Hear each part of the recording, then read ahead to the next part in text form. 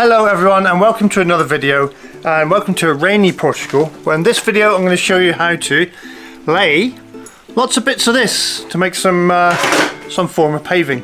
And please don't forget to subscribe and like our videos, make some comments if you want. It's free and you know that. And coming up as well later we have a very quick sauerkraut recipe with red cabbage and beetroot, and we'll also be catching up with the ACV. So we've moved these four back in. The piglets are going to put close to here in this new bit of grassy bit so they can integrate before we put them back in, put them together. And see how lush the grass is over there. And look inside here. Amazing. Put the slip in there.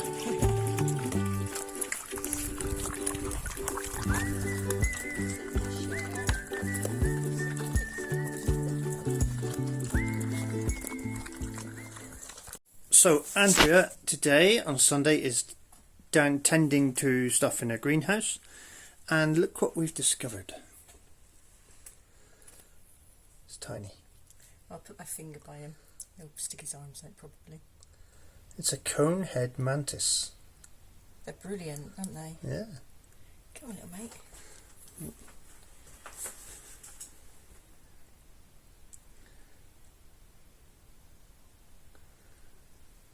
Absolutely fascinating little critters.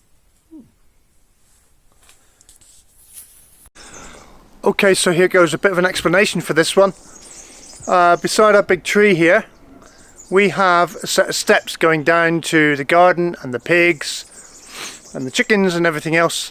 Problem is, now I've moved the piglets and we're running out of room to bring the tractor through the vegetable garden. So what we're going to do is take out these steps so I can bring the tractor down here. So I'm just going to film myself doing that.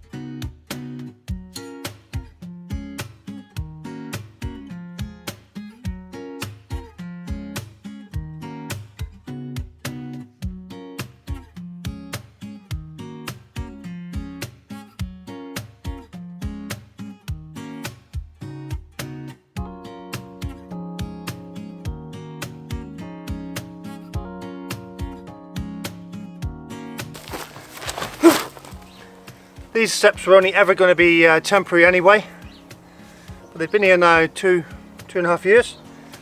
Obviously I'm going to cut that lot up for firewood, and then I'll just widen this. The reason we're doing this, I'll need to get the tractor down here, I told you that, but so yeah, we can get down here now to get firewood because we've got rain coming in 2 or 3 days, so lots to do before the rain, and this is the start of it.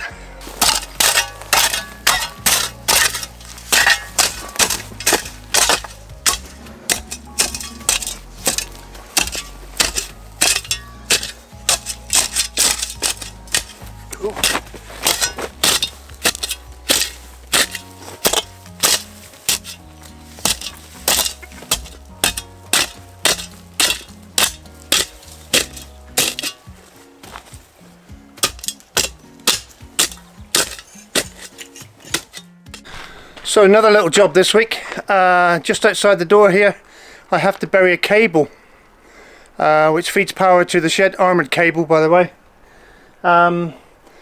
And I thought in the process of doing that I could clear this ground away a little bit here, and then all the granite I bought ages ago, I'll start laying that, so at least it's going to keep it a bit cleaner in here. Christmas coming up, guests coming, etc.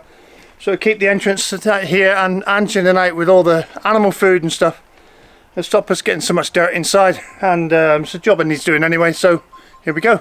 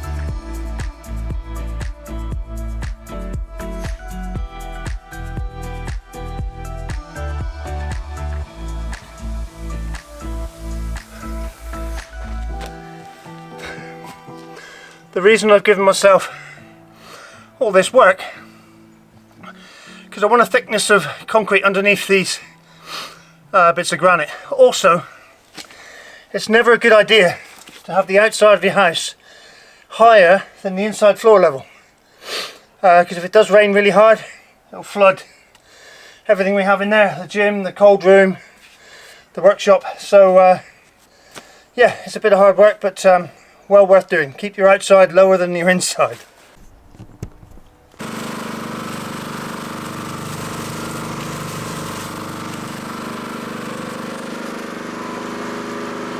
So that's got a little area ready at the right level for laying this 30mm thick granite. So I've mixed up the mortar, as I'll show you, and the trick is with the mortar to get it not wet, not dry, but so you can make almost what looks like a snowball out of it, but that's obviously not snow. Yeah, so it's cohesive, and that's all you need. It'll be easy to handle, and things will settle a bit better and consolidate.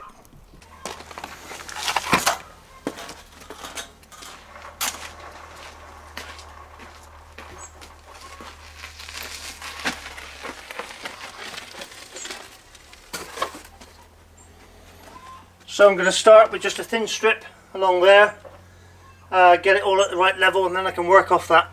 I'll need to be just off level so it all falls away from the door, yeah? So, shovel.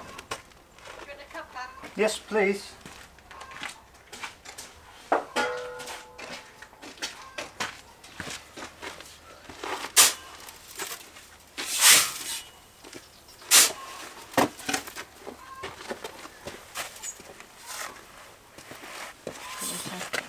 Oh, thank you.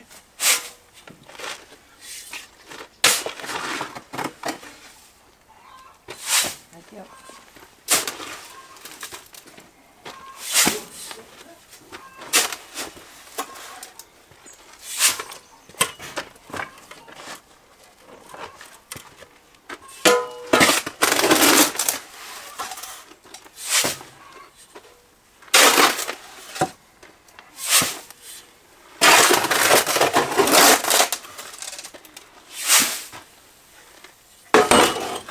So, what we need is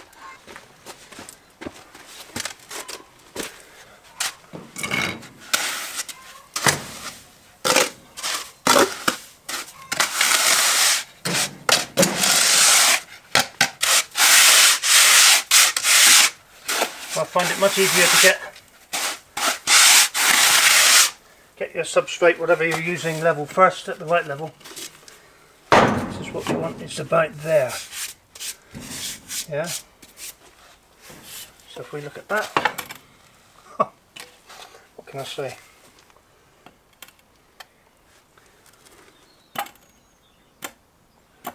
And I just have on this, I think, the edge of the bubble touching the other line. That's a good point to work from.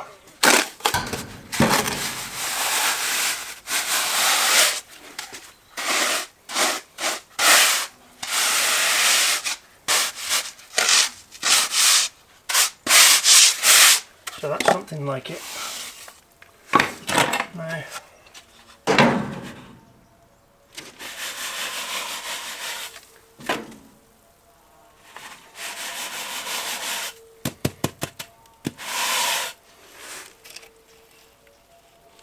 yeah, it's going uphill.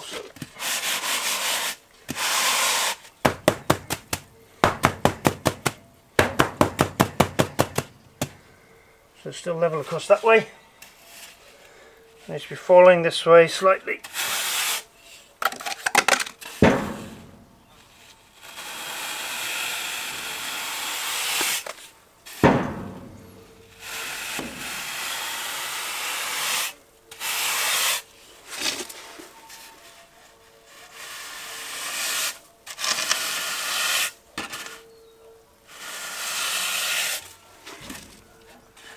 There we go.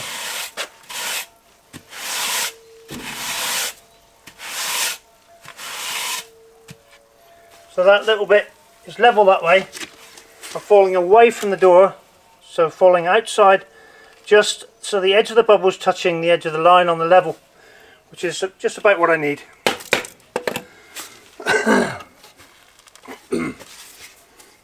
And all these are around about 30mm thick, so we just have to make them sort of fit. So the best thing about getting your area level first is when each one you lay on is going to be level with the next. You might want to leave a little gap between for grouting, which will consolidate it and hold it together. And just keep going. So you can work out as you go if you're going to have any bits that fit in between your gaps.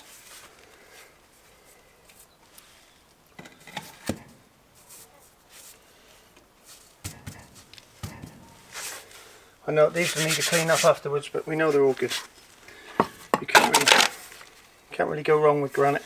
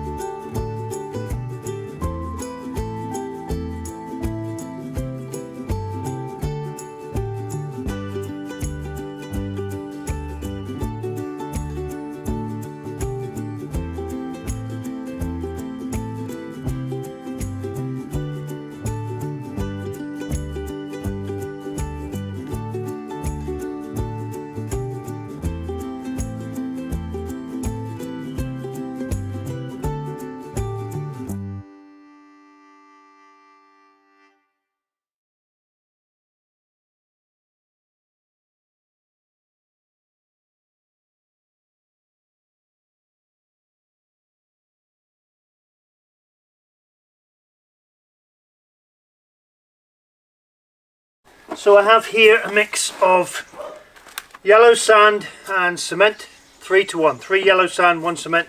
And this is what I'm going to use for pointing. It's me, go away. This is what I'm going to use for pointing in between all the joints. Just literally do that.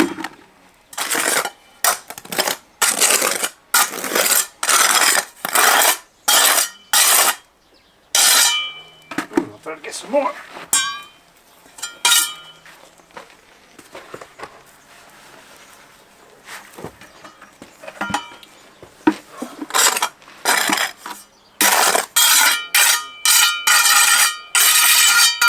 Okay. So now I just like to get a dry sponge and sweep it into the joints, yeah? So you get a flat surface across the top.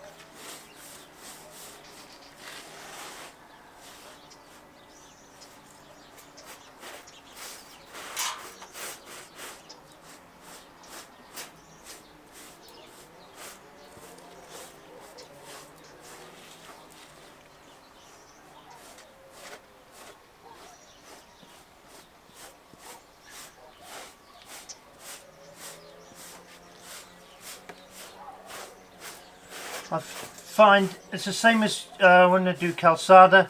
I find if you use a brush, it tends to sweep out the joints and they become hollow. With a sponge, it just leaves them virtually level, you know.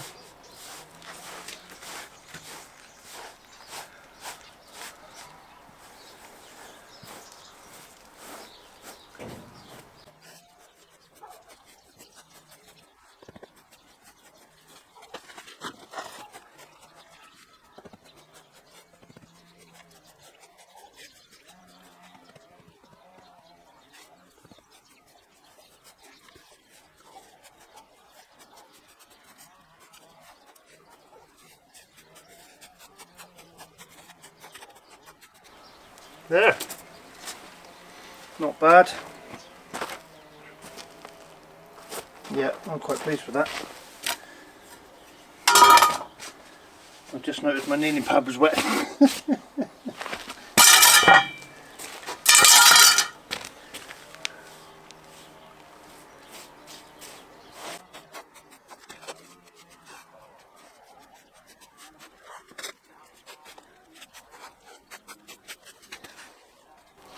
So I'll leave this here for when I continue in a minute. I can just sweep it in as I go.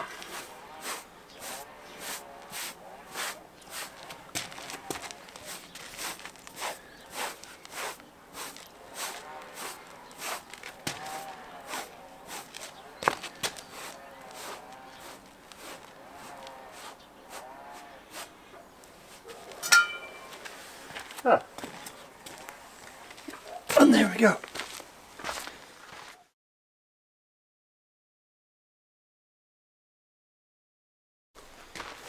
So now I've got the stuff here, the sand cement mix 3 to 1. I've mixed it with a bit of water and some some mortar plasticizer to make it a render mix, yeah. And what I'm going to do, our friends Dave and Julie have asked me about a year ago if I could clad their house for them. Yeah, I don't know if you can hear me above the noise. To clad their house with some stones. They finally got the stones, so I'm going to do a little experiment this morning to see if we can do it with just sand cement. I must be honest, I've never put cladding on my sand cement before, but we can but try. So this is quite a wet mix, but we'll give it a go anyway. So what we'll do is we'll butter the wall and the tiles as well. I think we need to sort of do something like this. Maybe not as much as that. Get it out to the edge of all the tiles. Well, I say tile, it's actually stone. And then we'll just try it. So that's both buttered. I'll put that on there. I'll leave a lip on it because I want to be able to try and pull it off tomorrow when it's gone off to see how well it sticks. Because what you don't want is 2 stories of stone cladding falling off. And just looking at the way this is going, it mightn't be a bad idea because it can do the joints at the same time.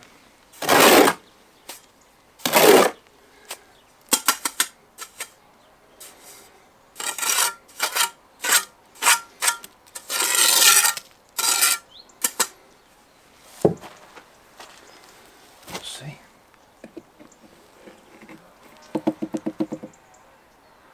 Like so, and then I can just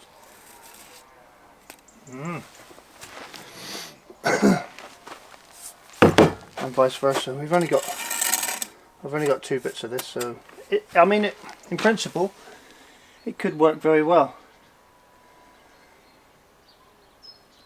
I think I need to make the mortar mix a little bit thicker. This is a bit thin, but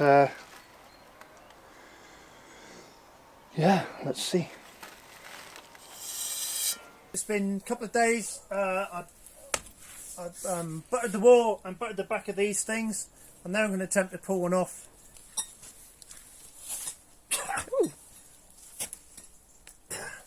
That ain't going anywhere. I'm just going to get a hammer out and try it. A few moments later. There. Yeah, they'll knock off, but Well, I suppose that's only if you've got a bit sticking out to be knocked off, isn't it? Yeah, If yeah. it's...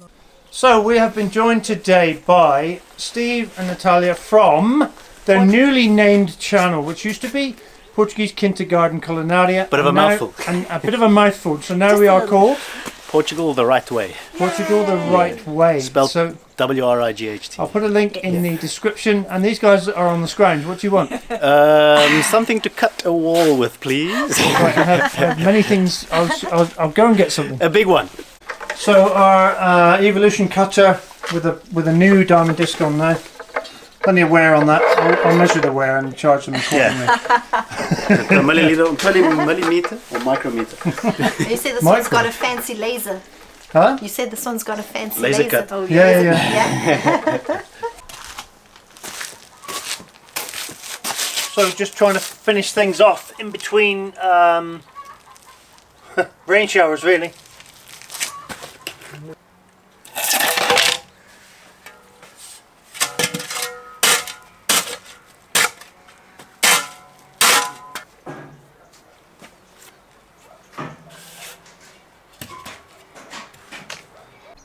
So as you can see, I've had to stop. It's a little dark now to carry on. So I'm going to go and see what Angie's doing in the kitchen.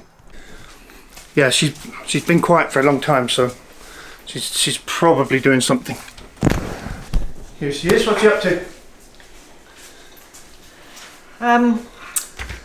I've just peeled some garlic. I can smell that. Really? It's only a couple. Just a couple. Yeah. Okay. I'm going to make red cabbage, beetroot, sauerkraut. Ooh. So Red cabbage and beetroot sauerkraut? yes, lots of red, and I'm using a red onion as well. Okay. So I'm probably going to about half the cabbage, one of these beetroot, and the onion. I'm going to put it in this bowl. Yeah. I'm going to weigh that then because I need about 2 to 2.5% weight of salt to go in that to make well, for the sauerkraut to brine type thing. And I've weighed the bowl and it's 326 grams. There you go.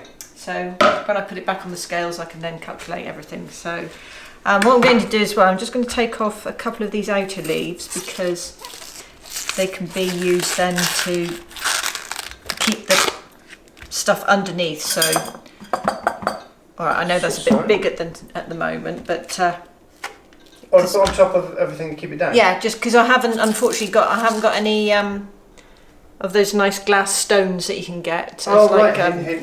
hint, hint. And some wish list. Yeah. Well, you know, I mean, Christmas is coming up, darling. Yeah. So I shall just use those two there for a minute, and I can cut them and shape cool. them. So we'll just So you're going to chop that up and put it in that bowl, yeah? yes. And, hang on, I can do this magically. Right. So in the bowl is half a red cabbage, which was about 500 grams, give or take. 1 grated beetroot. That was 250 grams-ish. Like I say, there was 2 beetroots. The pack was 500, so ish. 1 red onion, good size onion. I didn't weigh that one because, oh, and I got garlic and mustard seeds in there as well. So at the moment, it's just all piled in. So I'm going to put that on the scales to weigh. Get out my trusty calculator. It's fun. Okay, they said, I always remember maths. They will never walk around with a calculator. Ha!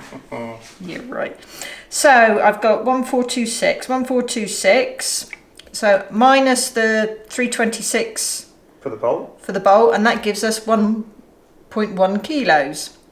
So that, I'm now going to times that by 2.5%, gives us 27.5 grams of salt needed. So 27 grams. This actually goes up in increments of 2. So basically, as long as it's between 2 and 2.5%, you're fine. So I'm going to look at about 26 grams of salt on this. So put that back down to 0. A little salt pig. And I'm using Himalayan pink salt. And we chuck a load on. And that's already 22. It was tense. I know. There we go. I've come in at 26. So now the mucky part. So get going out the way. So this now I need to jodel this all up together, because we need to get the salt really worked into that, and hopefully it'll start extracting some of the water. Oh, look at the state of this. And then I'm going to let this sit here for about an hour, maybe a bit longer. We might have tea or something, I don't know. Okay. But what I will also do, because we had somebody ask about this, have a quick look at my apple cider vinegar. So let's wash my hands off. Okay. Okay. You're hugging that closely. I know. Well, it's it's a big jar. So this has been sat covered up. For far too long? No. No? Okay. How long? Ooh, we've got a SCOBY. And that's what you're supposed to have, isn't it? Yep. That's a really good sign. Look at that.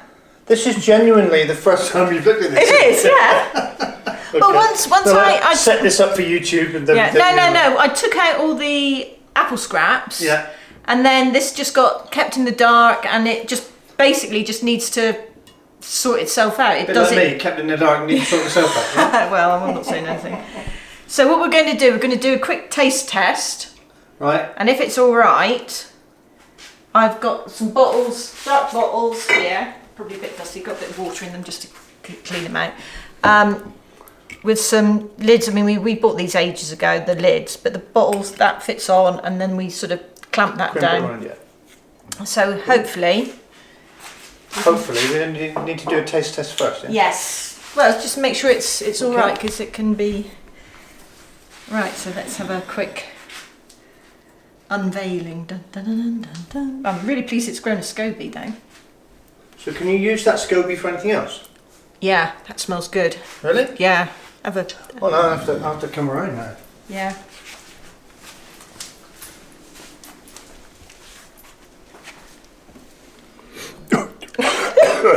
Yeah, it's vinegary. Oh, brilliant. Oh, I don't want to use it. So to be honest, it's really smelling lovely and vinegary. Yeah, but it's also appley as well, Yeah, so it's really good. Now, what's the taste? got a little plastic scoop. Don't put metal in stuff like this, because it's not good for the SCOBY. Same with your kombucha. You should always use either wooden or plastic or a glass container. So obviously I've disturbed the SCOBY and he's sinking a little bit, but oh, that's a bit too much. I might not have quite that much. So here goes. I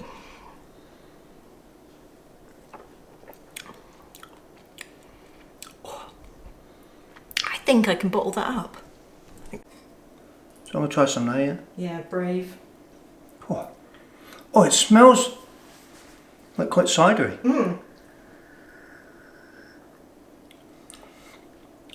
Definitely vinegary.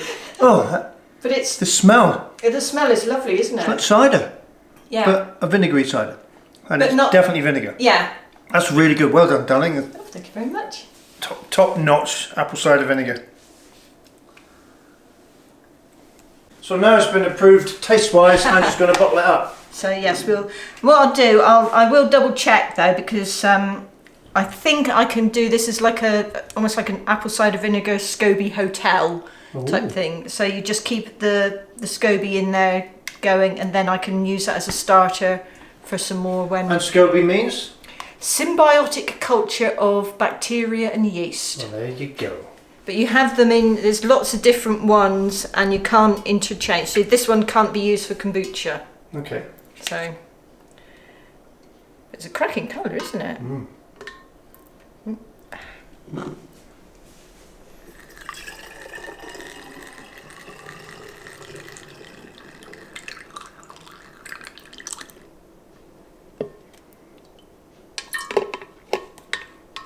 Might need to go and purchase some more of these bottles. Yes, I think you're right. So what are they? Is that half a litre or not quite? I think these are 500ml. There. So that's one. I've only got 3 more bottles, but they look like there's plenty of apple cider vinegar, so we should be very healthy. Awesome job. Thank you. Okay, so this has been sat for a little bit now, and as you can see, we've got juicy stuff coming out. Ooh. So I'm going to try to get as much of this into the jar as I can. With that? Well, With that, not with a spoon? Okay. at the moment, no. Cool. What I will do, one moment please, cameras. No, it's not so much a spoon, it's my, ooh. Ding, ding, ding, ding, ding, ding, ding, ding, ding. A few moments later.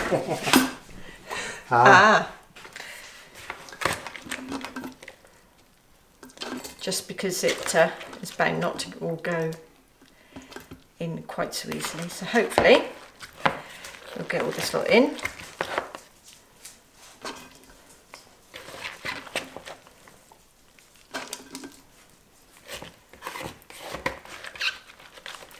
And what I've also done is, because we collect for doing stuff like this, for fermenting or bits and pieces like this, we go up to our local spring and get some natural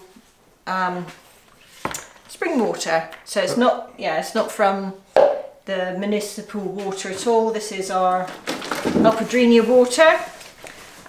So I'll be using that if I need to top up this to get the brine solution done. But I mean, we're quite juicy at the moment, but I do need to make sure that we've got plenty of fluid in this. And then, like I said, on top of the thing then, this will go to keep everything under cover.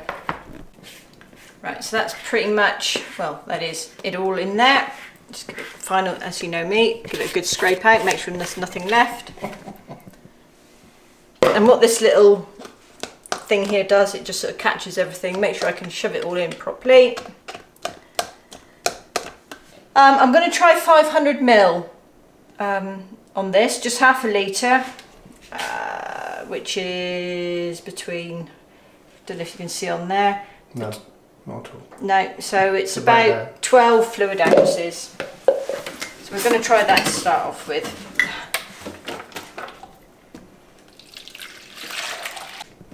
Okay, so I've got 500 millilitres in there, and to do a 10% solution, I'm going to put 5 grams of salt in. It's not going to hurt, it'll come up as 6 because I'd rather it's slightly over, and this only does it in 2 gram increments, so.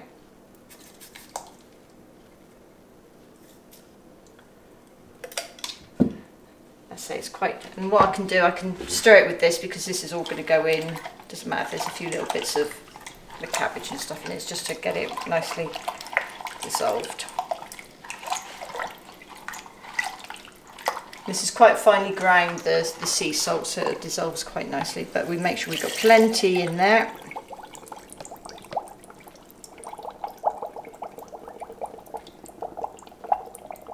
Like weird how it's sinking down, isn't it? So that last little bit I'll put in as well, and then I can cover it with the Cabbage leaf. the cabbage leaf that we saved from there.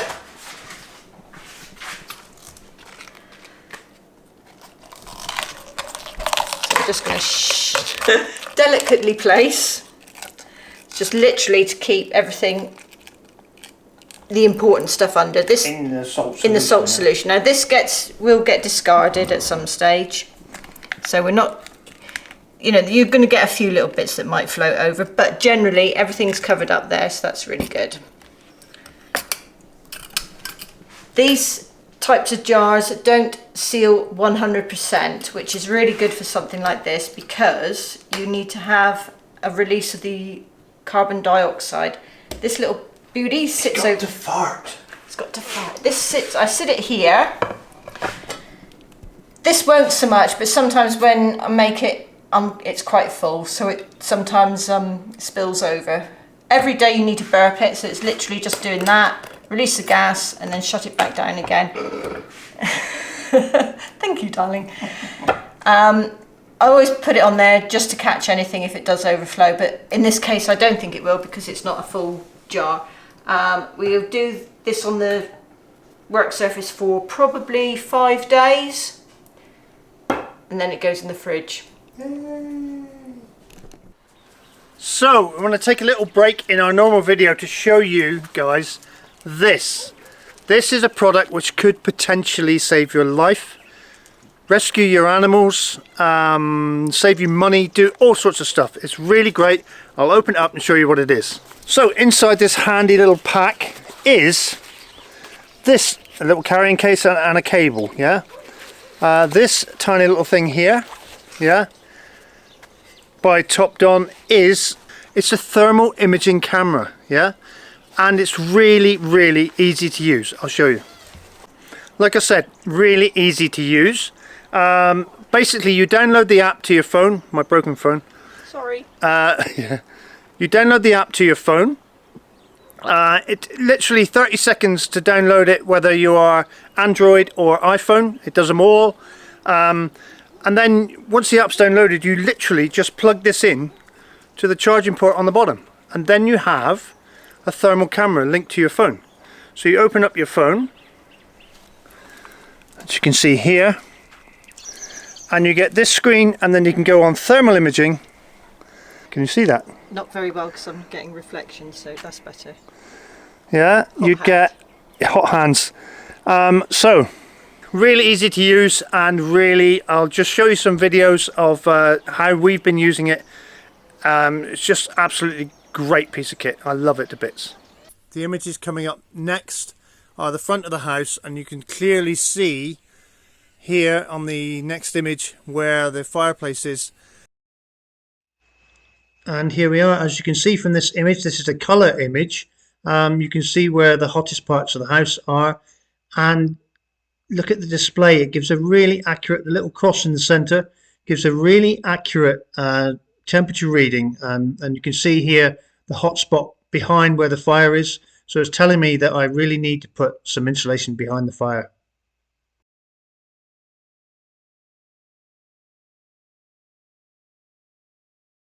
I have checked out the whole roof. It's pretty good because we know all these panels are insulated panels, and you can see the heat. The fire is not on now, but you can see the heat around the top of the chimney, so the heat that's in the house coming up through there. I may well have to do a little bit more insulation around the back of the fire. I think I don't have any there at the minute, and it may be prudent to put some there because it's obviously warming up the stones. So this is a shot of the front of the house when the fire was lit, and you can see the incredible heat coming out through the chimney there, and the sensors on the camera picking it up really easily. You can also see where a lot of heat is escaping, so I need to do something about that. But most of the roof is pretty good. You can see that there's no real hot spots on any of the panels, so quite pleased with the results of this little scan. Very thick walls here, but obviously the fire's been going, I don't know, all night, so that's why it's very hot in this area, you will see.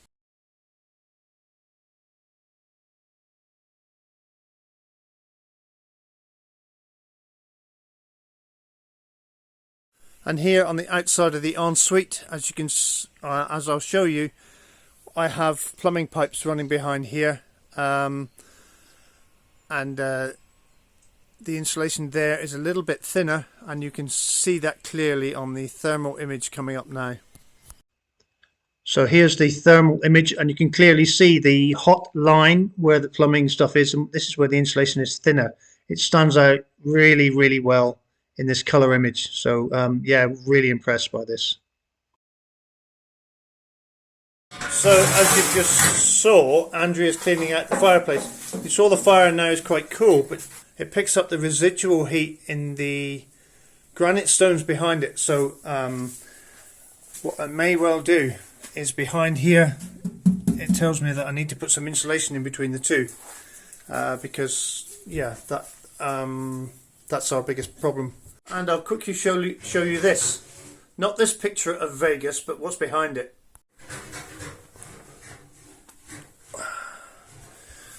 So behind the picture is our main distribution board. That's our main switch coming in, and these are our MCBs, our mini circuit boards. And so this is the distribution board for all the electric in the house. Now the great thing about this thermal camera is you can check. This is the thing that could save your life. You can check how good your electrics are, because if you have a bad connection, it's going to create heat, and this camera will pick up the heat in that connection. And as you can't see from this image, there's no heat there of any discernible value, so it's telling me that all the wires are connected firmly in this circuit board. If you have a loose wire, it's going to generate heat and potential fire risk. So yeah, really important one, this, and really good display. Yeah, another interesting feature, as you just saw, I've only just found out because of the thermal imaging camera that my tractor has water ballast in the tyres, and you can see very clearly on the thermal imaging camera now. So here you can see the marked difference between the air in the tyre and the water in the bottom, and the level of the water as well. So I can tell from this that both tyres actually need a little bit more water in them. They put water in the tyres of tractors to give it ballast, so you get better grip lower down. Yeah, but yeah, obviously you can see the exact water level. So, and I never even knew they had water in them. There you go. And I'd just like to point out another use for this great little camera is Anne's lost 2 chickens, or they weren't on the roost. And I went down, this is at night time, so you can't see much at night. But with the thermal camera, I found that the 2 chickens were actually in the trees. Yeah, so there's my feet, and I'm looking for the other chicken, obviously knowing that one was in the tree. I'm guessing that the other one must be around here somewhere, and there's a hotspot at the first one, and there is the hotspot for the other one. And yeah, perfectly safe up the tree, so we left them there. And I'd quickly like to mention as well, there are loads of settings, and this is a black and white setting, which some people might prefer. So if you're interested in getting one of these things, I think they're just an amazing product and have so many more uses than I've discovered yet. Have a look at in our description, there's a link. You can either go Android or iPhone, and I think it's available on Amazon, so go for it guys, loving it. So that's all we have time for this week guys. Thanks for watching, and thanks for liking, thanks for subscribing, and thanks for ringing that little notification bell, ding ding, and admiring my rubber gloves, which have a hole in. So it's raining, and as usual we got these guys coming out. Pretty alert, this one.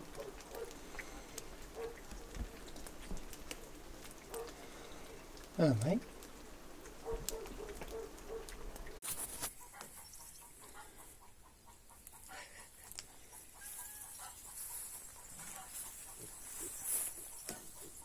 Boris the Fearless.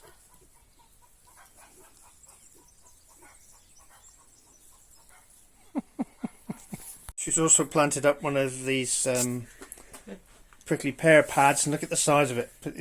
It's huge. So this it's just a pad that's fell off. It will grow roots on the bottom, and then we're going to plant it outside when it's established, a bit like these over here.